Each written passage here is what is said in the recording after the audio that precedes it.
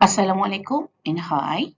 Kali ini saya akan cover our chapter 3 which is elasticities ataupun keanjalan.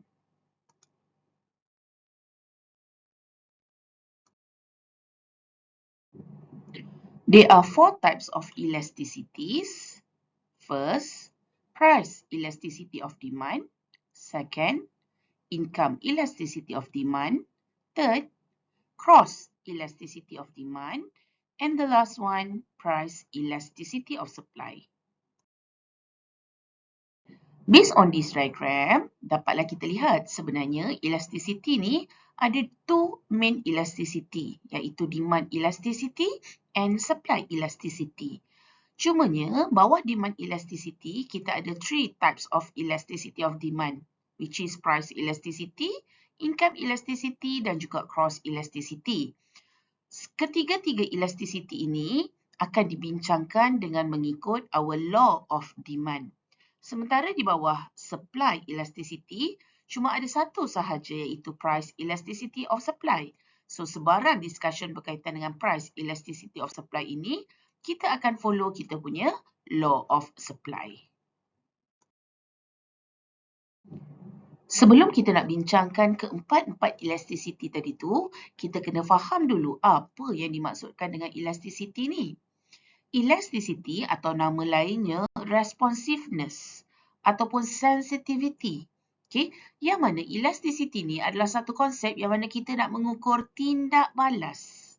Kita nak mengukur sejauh mana sensitifnya perubahan dalam kuantiti demanded ataupun perubahan dalam kuantiti supply apabila ada beberapa faktor yang berubah. Okay? Contohnya, jika berlaku perubahan pada harga, sejauh mana kuantiti barang tersebut akan memberikan respon, akan bertindak balas. Jika berlaku perubahan dalam income, bagaimana sensitifnya kuantiti barang tersebut? Okay? Adakah barang tersebut akan memberi respon yang sangat cepat? Adakah barang tersebut sangat sensitif pada perubahan-perubahan ini? So, untuk lihat sejauh mana responsiveness and sejauh mana sensitivity-nya kuantiti demanded ataupun kuantiti supplied barang tersebut, so kita akan lihat dalam konsep of elasticity. First yang kita akan lihat adalah elasticity of demand ataupun price elasticity of demand. Untuk price elasticity of demand, kita nak measures. Kita nak mengukur sejauh mana responnya kuantiti demanded itu apabilanya berlaku perubahan dalam harga. Dalam our law of demand, when price increase, quantity demanded decrease. And when price decrease, quantity demanded will increase, kan? So, kita nampak yang mana kuantiti demanded ni akan berubah apabila berlakunya perubahan dalam harga. Cuma kita tak tahu sejauh mana sensitifnya barang tersebut akan berubah apabila harga barang berubah. So, untuk melihat ataupun untuk mengukur sensitivity ataupun tindak balas kuantiti demanded barang tersebut, so kita perlu kira dengan menggunakan price elasticity of demand. Untuk price elasticity of demand ni, simbol yang kita gunakan adalah ED. E stand for elasticity and D stand for demand. Elasticity of demand. Ada dua formula yang kita akan kira untuk mengukur the degrees of elasticity ni. First, percentage change in quantity demanded divide with percentage change in price. And formula kita yang kedua, Q1 minus Q naught divide with Q naught times P naught divide with P1 minus P naught. Okay. Q1 is new quantity. Q naught is our original quantity. P naught is original price. And P1 is our new price. Sebelum kita lihat bagaimana nak kira dengan menggunakan formula yang diberikan tadi tu, kita kena tahu dulu what is our 5 degrees of responsiveness in price elasticity of demand. So, kita ada 5 darjah keanjalan di sini, which is elastic, anjal, inelastic, kurang anjal, unitary elastic, anjal sud, perfectly elastic, anjal sempurna, dan perfectly inelastic, tidak anjal sempurna. Yang membezakan antara satu degree dengan degree yang lain adalah mereka punya responsiveness ataupun tindak balas ni. Okay, sebagai contoh, when the demand is elastic, okay, apabila permintaan itu anjal, kita dapati sebarang perubahan dalam kuantiti demanded will give a back impact because of changes in price. Okay, harga berubah sikit saja, tapi kesannya pada kuantiti demanded sangat besar. Okey, maksudnya barang itu sensitif pada perubahan harga dan kebanyakan barang yang sensitif pada perubahan harga ni adalah barang yang mempunyai banyak barang pengganti. Many substitute goods. Okey, for example dalam bidang transportation. Okey, untuk kita move dari satu location to another locations, kita ada banyak sangat alternatif kan? Kita boleh gunakan car, motorcycles, Grab car, bicycles, LRT, MRT, kita boleh carpool, kan? So, jika berlaku perubahan pada harga kereta sebagai contoh, okay, when price of car increase by 10%, it will lead decreasing in quantity demanded of car by 30%. Harga naik 10% je, quantity demanded dia decrease 30%. Okay? Sebab kita tahu walaupun harga kereta naik sikit, kita masih lagi ada banyak lagi alternatif untuk bergerak ke sana sini. So, barang-barang yang mempunyai many substitute goods ni, dia memang sensitif pada perubahan harga.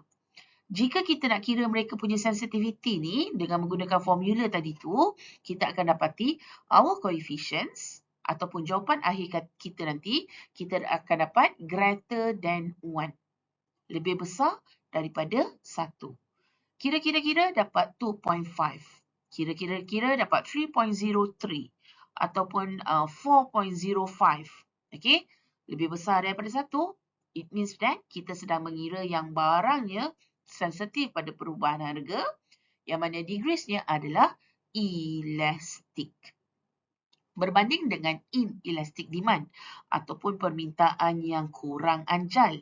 Okay? Ini akan berlaku apabila our percentage change in quantity demanded is lesser than our percentage change in price. Harga berubah besar, tapi kesannya pada quantity demanded kecil sahaja. Maksudnya, barang ini kurang sensitif pada perubahan harga. Dan kebanyakan barang-barang yang kurang sensitif ni adalah barang yang less substitute goods.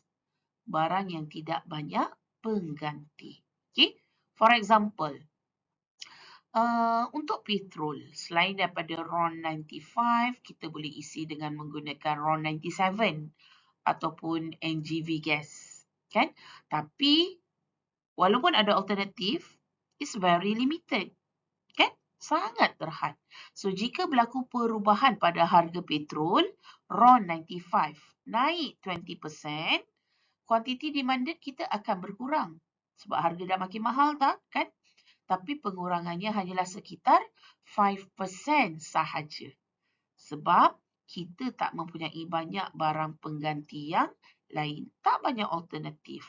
Therefore, okay, barang yang less substitute goods ni, dia less sensitif pada perubahan harga. Okay? Therefore, bila kita kira kita punya coefficients tu, jawapan akhir kita nanti, they will be less than 1. For example, kita dapat 0.97, 0.3, 0.44. Less than 1, it means that barang yang kita sedang kira itu adalah barang yang kita kategorikan sebagai inelastic demand. Barang yang kurang sensitif pada perubahan harga. Okay. Yang membezakan antara elastik dengan inelastik ni, kita boleh nampak juga dari sudut kecerunan graf. Okay. Kalau demand yang elastik, kita dapati kecerunan graf kita dia agak landai sikit. Okay. Dia agak landai. Dia punya slope tu kurang. Okay. Berbanding dengan inelastic demand. Okay. Dia punya kecerunan tu agak curam.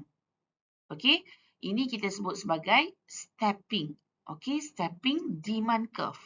Okey, demand curve yang curam berbanding sloping demand curve.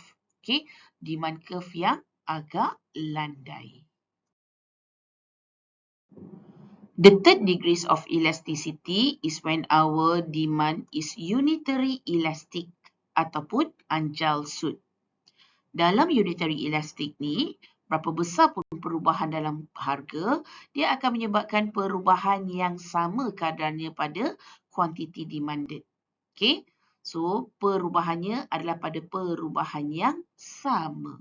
Jika harga naik 30%, kuantiti demanded akan turun 30%. When price decrease 30%, okay, quantity demanded will increase 30%. Berubah pada kadar yang sama. Okay.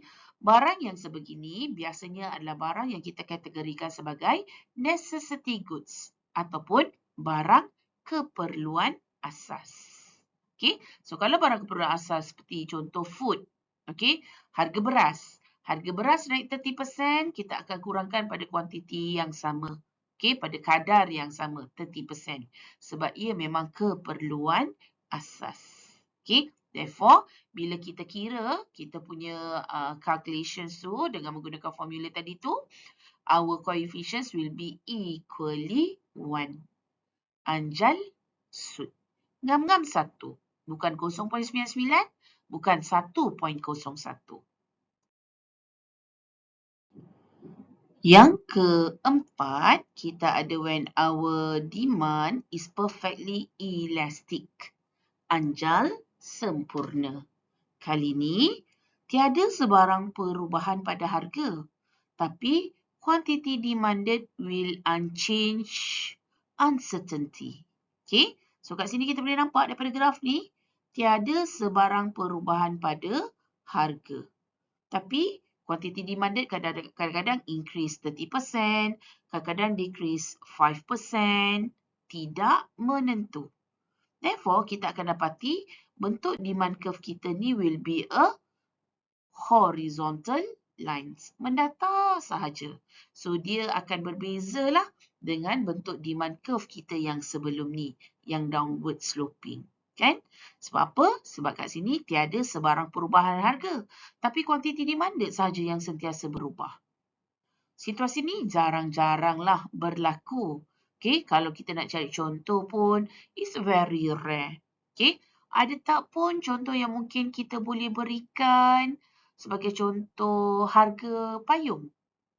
Umbrella.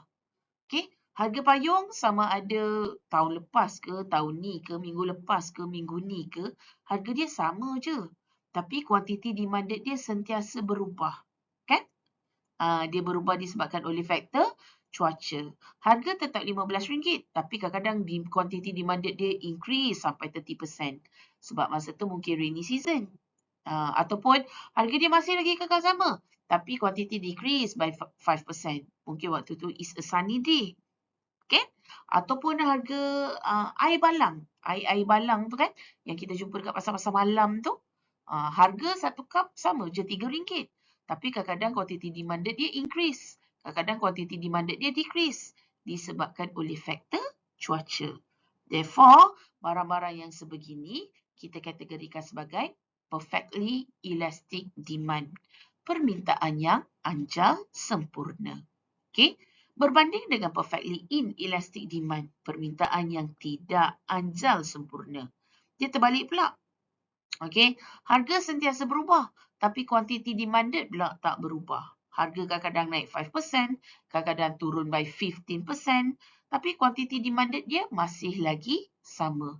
Maksudnya, tak kiralah berapa pun harga barang tersebut, kita tetap akan beli pada kuantiti yang sama. Okay, barang-barang sebegini, yang mana sensitivity dia sebegini, tindak balas dia sebegini adalah barang yang kita kategorikan sebagai necessity goods for specific person. Untuk orang-orang tertentu, barang tersebut adalah keperluan padanya. Okay. Contoh, untuk serious diabetic patient, okay, pesakit kencing manis yang serius, mereka dah tak boleh makan ubat lagi dah. Mereka kena cucuk insulin. Okay.